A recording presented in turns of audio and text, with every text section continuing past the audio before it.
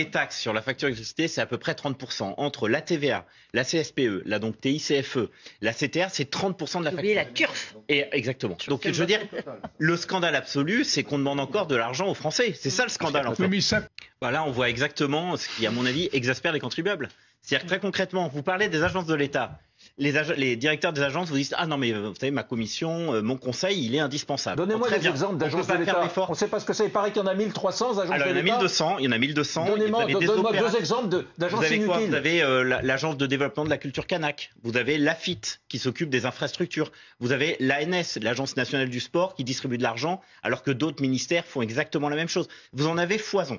Et là-dedans, il y a des fonctionnaires. Et là-dedans, il y a des fonctionnaires. Ils sont pas très nombreux. Ils sont juste 480 000. Vous voyez à peu près le poids en fait de la fonction. Dans les 1300, dans les 1200 agences de l'État, vous avez plus de 400 000 agents. C'est énorme. C'est 100 milliards. C'est pas compliqué, c'est 100 milliards. Mais donc c'est énorme. Sur la taxe d'habitation. Donc, pardon, juste pour terminer, sur l'aspect, agents de l'État, ils veulent pas faire d'efforts. Les collectivités locales nous disent, on est à l'os. L'État nous dit, nous, on a déjà fait des efforts. Et quand on parle de 50% de la dépense publique, c'est-à-dire les prestations sociales, on nous dit, ah mais non, mais on peut pas, vous comprenez, c'est de l'argent qu'on donne aux Français.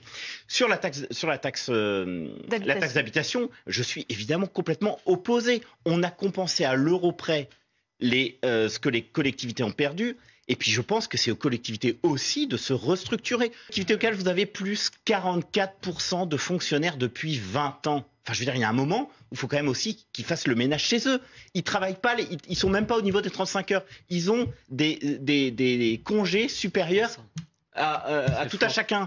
Ils ont un taux d'absentéisme qui est monstrueux. Je veux dire, il y a des économies à faire dans les collectivités. Vous contestez ces chiffres, monsieur Putman? Attention que je vous entende quand même. Mon héros, Benoît Perrin, directeur de Contribuables Associés. Non mais c'est vrai, avouez qu'en France, c'est vrai, les gens sont convaincus que pour faire de la bonne culture, faut qu'il y ait l'État. Comme si Molière avait eu raison, ou Louis Malle avait eu besoin de l'État pour faire des pièces de théâtre ou des bons films. Vous êtes mon ventriloque, je n'ai pas d'autre terme. Ah, très bien. Alors je pense qu'au moment effectivement, c'est un honneur.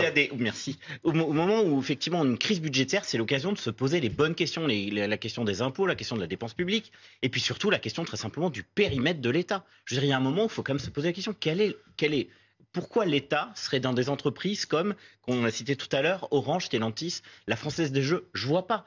Les dividendes, on sait combien ça rapporte. C'est 2,5 milliards par an. 2,5 milliards par an, c'est 25% du budget de la justice à peu près. Donc, et en plus, ce sont des dividendes qui baissent année après année. Donc, je veux dire, on peut pas dire que c'est une manne qui tombe du ciel et qui rapporte beaucoup. Ça rapporte vraiment pas grand-chose. Et du coup, je pense vraiment poser la question, est-ce que les entreprises qu'on vient de citer sont des entreprises stratégiques? Évidemment que non.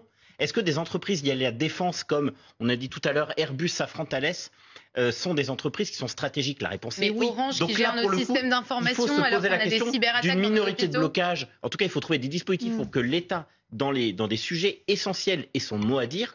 Mais pour des entreprises à but commercial, il y a la loi pour encadrer, y compris la fédération. Pourquoi pas? Un exemple précis. Il y a des fonds souverains italiens qui prêtent de l'argent à la France pour qu'elle paie ses fonctionnaires. Ouais, il y a des fonds on bascule sur le sujet de la retraite par capitalisation. On peut aussi dire qu'il y a quand même des pays qui ont considérablement réduit leurs dépenses publiques, comme la Suède, qui était vraiment un État qui était très très protecteur dans les années 90, qui a subi une crise économique monstrueuse, qui s'est réformée de manière drastique, et pour autant, pour ceux qui vont parfois en Suède, on ne peut pas dire que ce soit un pays qui soit particulièrement défavorisé, dans lequel les gens meurent de faim dans la rue.